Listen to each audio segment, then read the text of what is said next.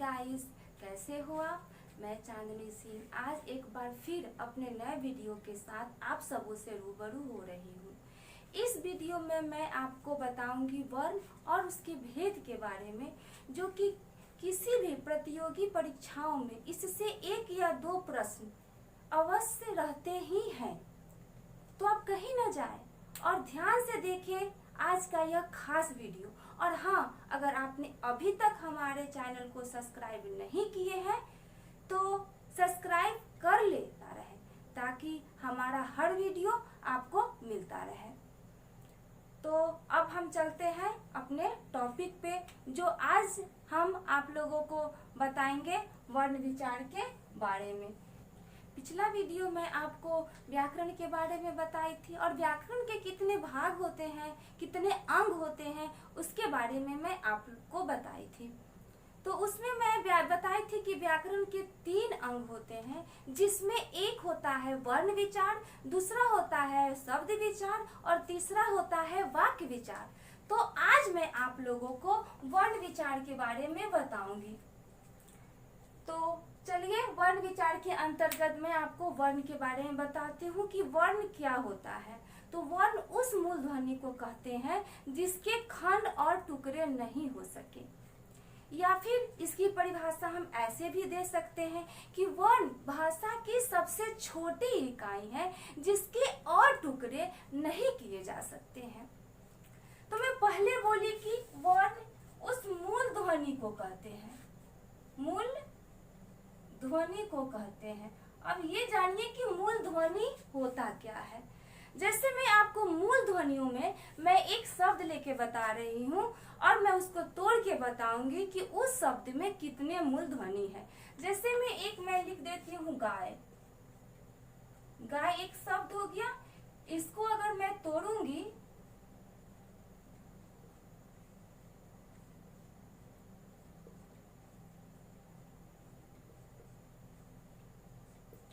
एक गाय में 4 मूल ध्वनियां हैं। ठीक उसी प्रकार अगर मैं राम लिख रही हूं तो इस राम में भी 4 मूल ध्वनियां हैं।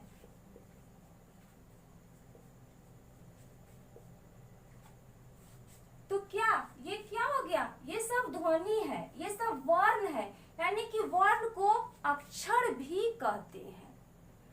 तो वर्ण उस मूल ध्वनि को कहते हैं जिसके और टुकड़े नहीं किए जा सकते। अब यहाँ पे देखिए, ये ध्वनि, क्या इसका और टुकड़ा हो सकता है? यहाँ देखिए आ है, क्या इसका और टुकड़ा किया जा सकता है?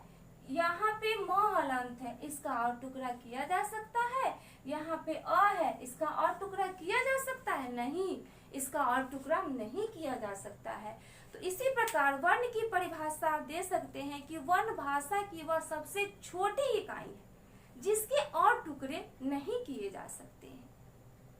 अब इसके आगे वर्णमाला के बारे में बताऊंगी, तो फिर मैं वर्ण के कितने भेद होते हैं उसके बारे में मैं आपको बताऊंगी। वर्णों के व्यवस्थित समूह को या क्रमबद्ध समूह को वर्णमाला कहते हैं, या फिर वर्णमाला भाषा की समस्त वर्णों के समूह को वर्णमाला कहते हैं। इसको 2 प्रकार से भी परिभाषित कर सकते हैं। एक तो है कि वर्णों के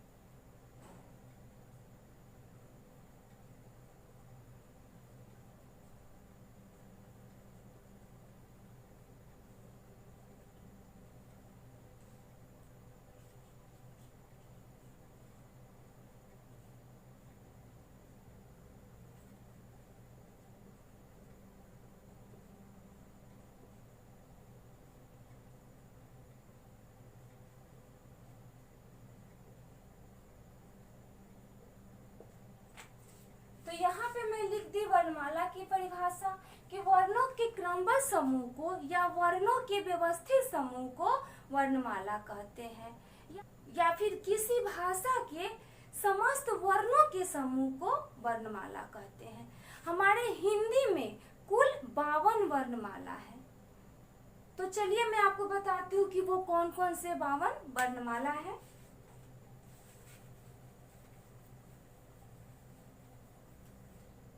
सबसे पहले मेरा हो गया स्वर वर्ण,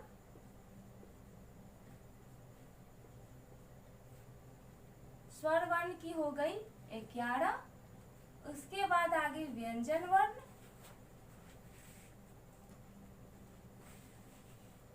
व्यंजन वर्ण की हो गई 33।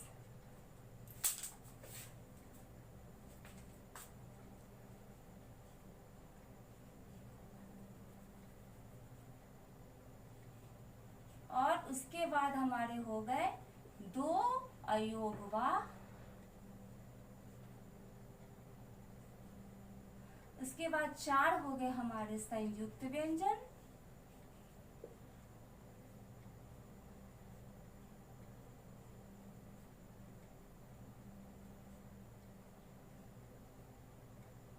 हो गए हमारे संयुक्त व्यंजन, 2 हमारे हो गए अतिरिक्त व्यंजन,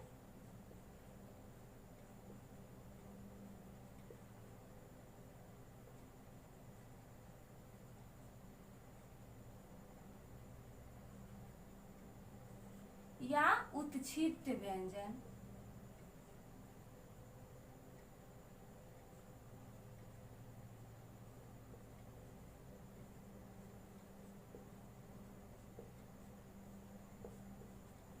अतिरिक्त व्यंजन को उत्क्षिप्त व्यंजन भी कहा जाता है। तो ये जो टोटल हो गए 11, 33, 2, 4 और 2, ये टोटल मिला के हमारे हिंदी वर्णमाला में कुल 52 वर्णों की संख्या हो गई। तो फिर अब आगे चलते हैं वर्ण के बारे में। जो मैं बता रही थी वर्ण के भेद के बारे में अब मैं आप लोगों को बताऊंगी। इससे आप लोगों के एग्जाम में जो किसी भी प्रतियोगिता परीक्षा में ये पूछा जाता है कि हमारी संयुक्त व्यंजन की संख्या कितनी है, या फिर व्यंजन वर्णों की संख्या कितनी है, या इनमें से कौन सा ऐसा व्यंजन वर्ण है जिसे उत्क्षिप्त व्यंजन भी कहा जाता है। तो ये अतिरिक्त व्यंजन हो गया। और या फिर ये भी कहा जाता है कि इनमें से कौन सा ऐसा व्यंजन है जिसे अतिरिक्त व्यंजन कहा जाता है, या उत्क्षिप्त व्यंजन को और कौन सा व्यंजन के नाम से जाना जाता है। तो ऑप्शन में आपका कुछ भी रहेगा और एक अतिरिक्त व्यंजन या एक उत्क्षिप्त व्यंजन दे देगा और आपका क्वेश्चन उसी प्रकार पूछा जाता है। अब मैं वर्ण के भेद के बारे में आप लोगों को बताऊंगी कि वर्ण के कितने भेद हैं। तो वर्णों के 2 भेद हैं। पहला हो गया स्वर वर्ण, पहला हो गया स्वर वर्ण और दूसरा हो गया व्यंजन वर्ण। इसके 2 भेद है वर्ण के, पहला वो स्वर वर्ण और दूसरा व्यंजन वर्ण। इसी स्वर वर्ण की संख्या 11 है और व्यंजन वर्ण की संख्या 33 होती है। तो अब स्वर वर्ण की परिभाषा मैं आपको बता रही हूँ कि वह वर्ण जिसका उच्चारण बिना किसी रुकावट के या बिना किसी दूसरे वर्ण की सहायता से होती है उसे स्वर वर्ण कहते हैं। यहाँ जो स्वर वर्ण है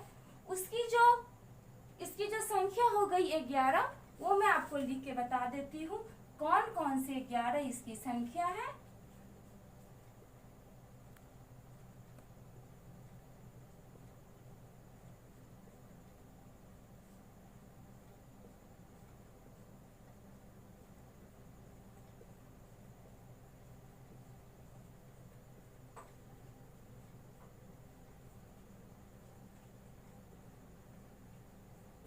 ये टोटल 11 जो हो गए हम स्वर वर्ण की संख्या हो गई।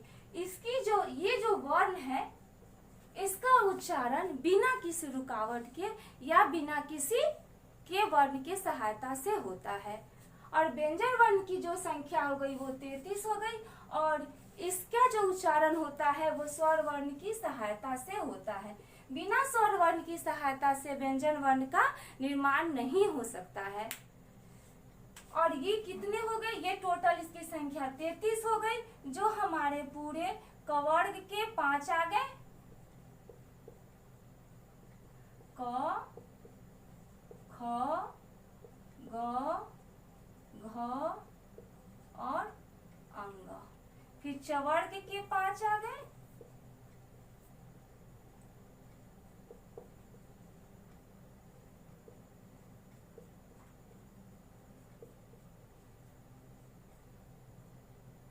फिर टवर्ग के आ गए 5, फिर तवर्ग के आ गए, पवर्ग के आ गए, टोटल 5।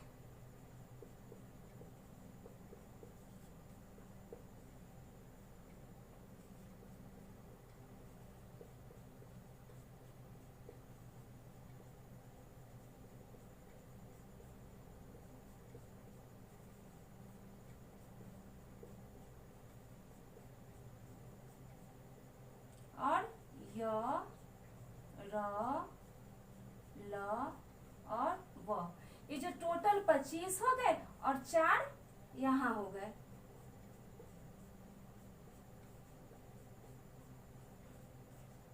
हाँ, और ये हो गया, ये टोटल इसकी संख्या हो गई 33। अगर आपको ये मेरा वीडियो अच्छा लगा हो तो कृपया लाइक करें और शेयर करें। फिर नेक्स्ट वीडियो आप लोगों के लिए मैं लेके आऊंगी, जो हमारे इसकी अगले टॉपिक जो व्यंजन वर्ण से संबंधित होंगे।